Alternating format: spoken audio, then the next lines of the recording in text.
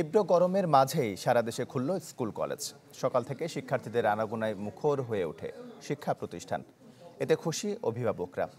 বিদ্যালয়ের সময়সূচিতে এসেছে বড় পরিবর্তন। ওয়ালটন এসিতে ইনস্টলেশন একদম ফ্রি। কারো হাতে পানির বোতল, কারো কাছে তরল খাবার। তীব্র গরমের মধ্যেই নিজ নিজ শিক্ষা প্রতিষ্ঠানে যাবার তোড়জোড়। বেশ কয়েকদিন বন্ধ থাকার পর চলমান তাপপ্রবাহের মধ্যেই খুলেছে স্কুল কলেজ। রোববার সকাল ৮টায় শুরু হয় শিক্ষা কার্যক্রম। তবে সময়সূচিতে আনা হয়েছে পরিবর্তন।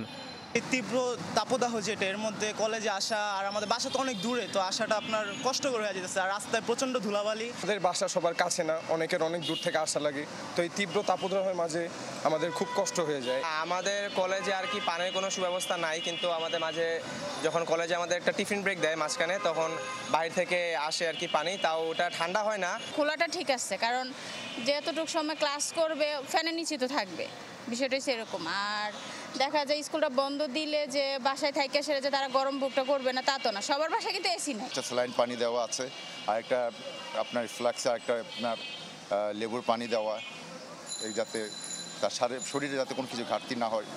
প্রাথমিক ও গণশিক্ষা মন্ত্রণালয়ের নির্দেশনায় বলা হয়েছে, এক শিফটে পরিচালিত বিদ্যালয়ে ক্লাস চলবে সকাল ৮টা থেকে বেলা 11:30 পর্যন্ত। আর দুই শিফটের প্রথমটি চলবে সকাল 8টা থেকে 9:30 পর্যন্ত। আর দ্বিতীয় শিফট চলবে সকাল 10:45 থেকে বেলা 11:30 পর্যন্ত। যেসব স্কুলে দুইটা শিফট আছে, সকাল 7টায় না করলে পরবর্তী শিফটের জন্য বেশ এটা বেশ সমস্যা হয়ে যাবে স্টুডেন্টদের জন্য। যখন বিদ্যালয় চলাকালীন সময়টাতে যেন বিদ্যালয়ে নিরবচ্ছিন্নভাবে বিদ্যুৎ সরবরাহ থাকে, এটির জন্য আমি অনুরোধ জানাবো যে এটি যেন নিশ্চিত করা হয়। তবে তাপপ্রবাহ সহনীয় না হওয়া পর্যন্ত অ্যাসেম্বলি বন্ধ থাকবে। কার্যক্রম বন্ধ রয়েছে প্রাক প্রাথমিক শ্রেণীর। আশেকিন প্রিন্স, চ্যানেল 24, ঢাকা।